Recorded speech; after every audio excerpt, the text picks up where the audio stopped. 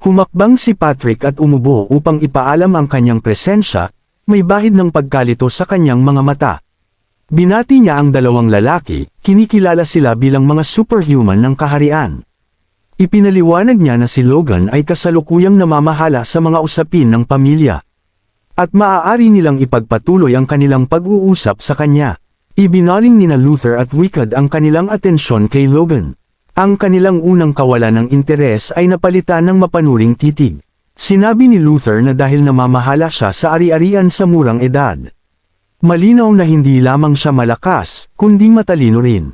At idinagdag ni Wicked na may bahid ng pagkukunwari, na laging nakakatuwang makipag-usap sa isang batang talento. Si Logan, na nagpapanatili ng magalang na anyo, ay nagpasalamat sa kanilang mga papuri.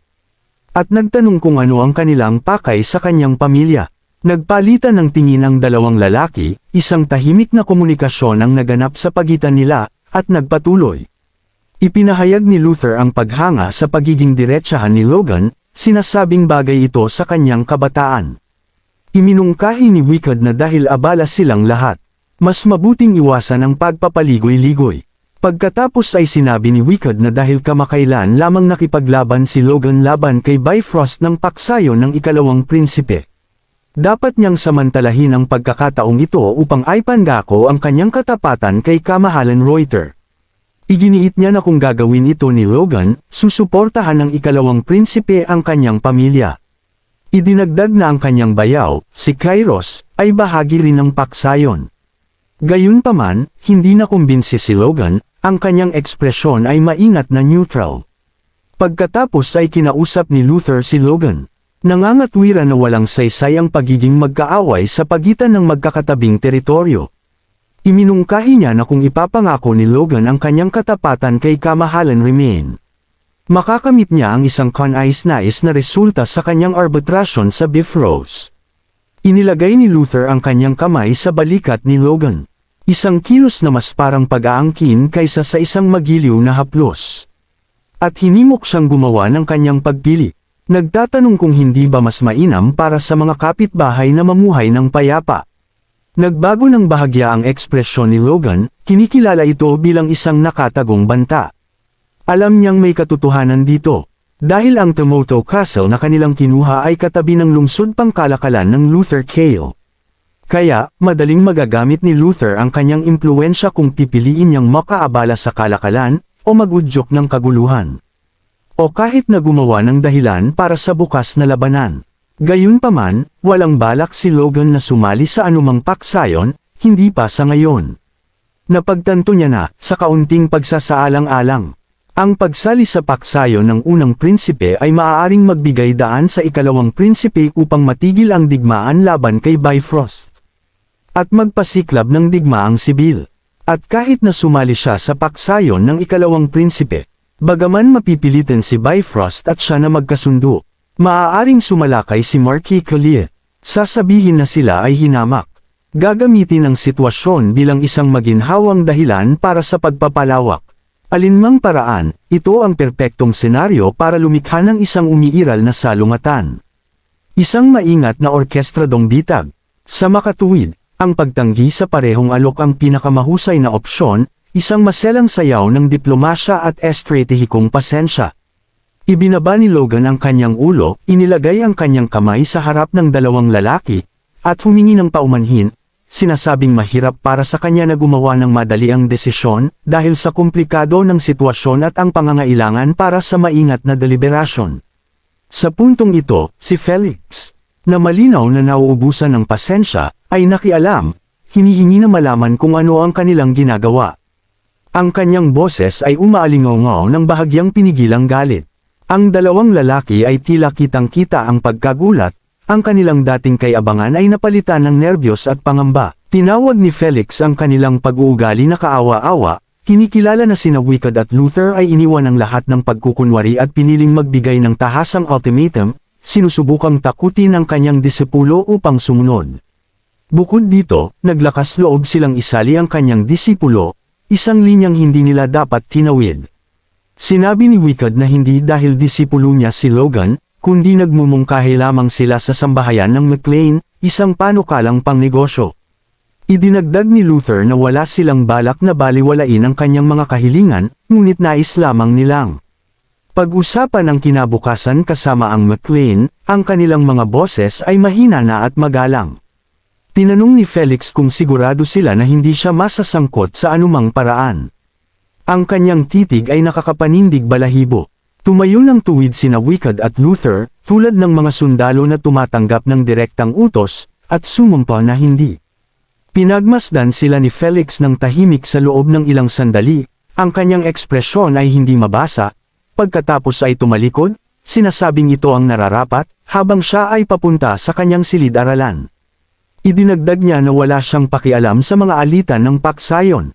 Si Wicked, nagtanong kung ano ang ibig niyang sabihin, pagkatapos ay ipinaalam sa kanila ni Felix ang kanyang desisyon. Mula sa araw na ito, hindi na siya makikilahok sa digmaang paksayon. Sa makatuwid, sa pamamagitan man ni Logan o sinuman, dapat nilang kalimutan ang lahat ng mga kaisipan ng pagsali sa kanya. Nagpalitan ng tingin ang dalawang lalaki, ang kanilang mga isipan ay nag-uunahan, isinasaalang-alang ang kanilang tugon sa hindi inaasahang pag-unlad na ito. Pagkatapos ay sinabi nila na ipapaabot nila ang mga intensyon ng kanyang biyaya sa kanilang mga kamahalan.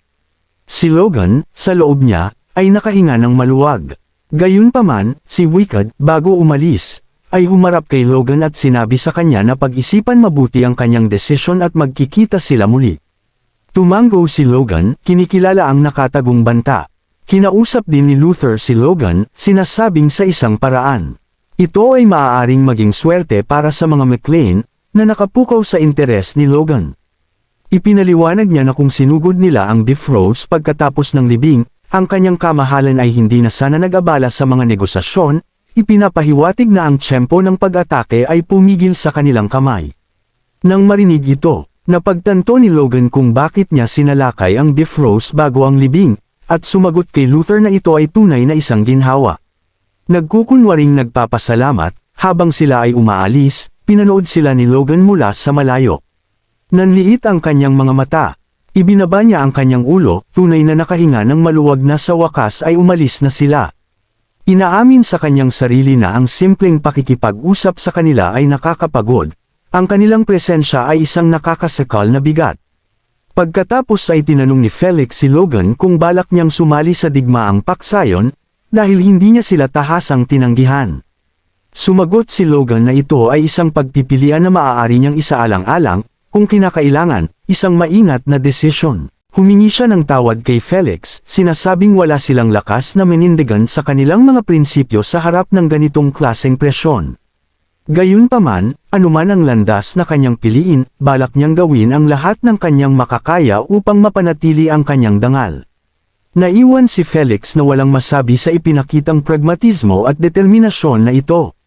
Tumango siya, may bahid ng respeto sa kanyang mga mata, at sinabi kay Logan na sapat na iyon. Tumalikod si Felix kay Logan at sinabihan siyang bumalik at magpahinga muna, dahil malapit nang magsimula ang libing. Sa labas ng palasyo, ang kabaong ng hari ay dinala sa mga hardin patungo sa malaking pasukan.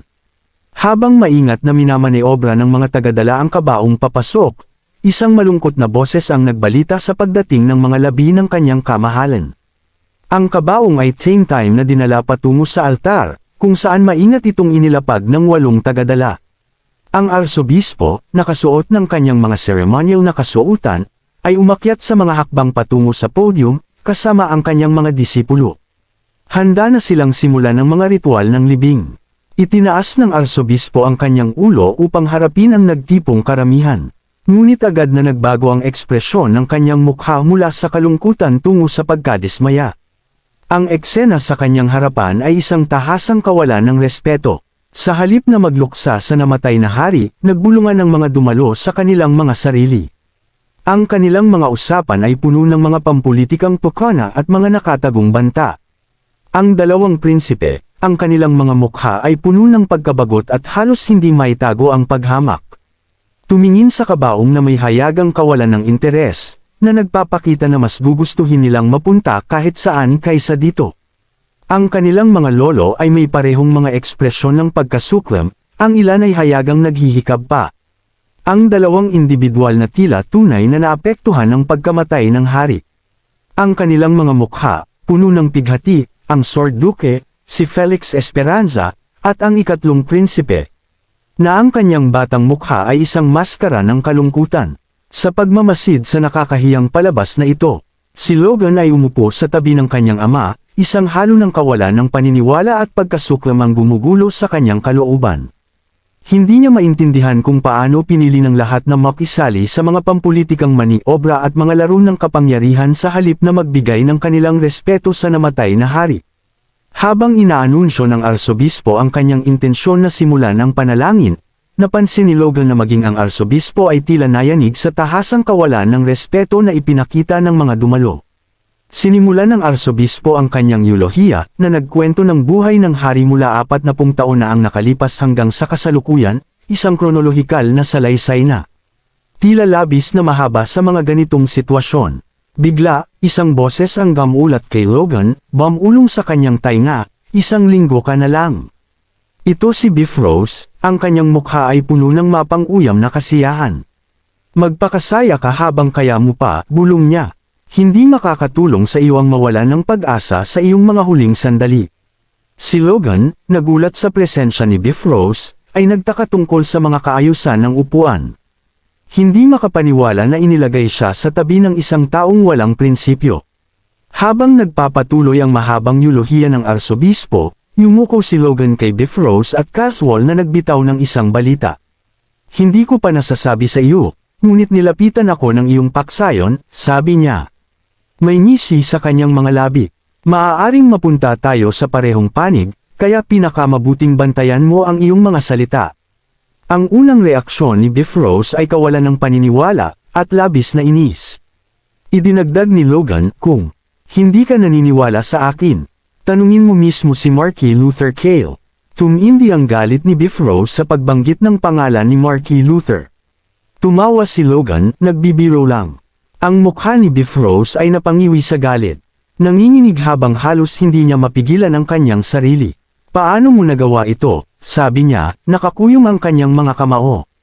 Pinaalalahanan niya ang kanyang sarili na kailangan niyang panatilihin ang pagpipigil hanggang sa matapos ang libing. Tinitigan niya ng masama si Logan, tinawag itong mayabang na bata, at sinumpa na walang sinuman ang makakagalaw sa kanya ng walang parusa, isang banta na nababalot sa pangako ng paghihiganti. Sa buong silid, nanatiling hati ang reaksyon ng mga dumalo. Ang una at ikalawang prinsipe, bagamat nagpapakita ng pagiging kalmado sa labas, ay halatang nababagot, at ang kanilang atensyon ay naglilibot. Ang kanilang mga lolo ay patuloy na humihikab, ganap na walang pakialam sa mga nangyayari. Tanging ang ikatlong prinsipe at si Felix lamang ang tila tunay na nababahala, pinipigilan ng luha ngunit nagpapalabas ng aura ng pinigilang galit sa kawalang galang ng iba.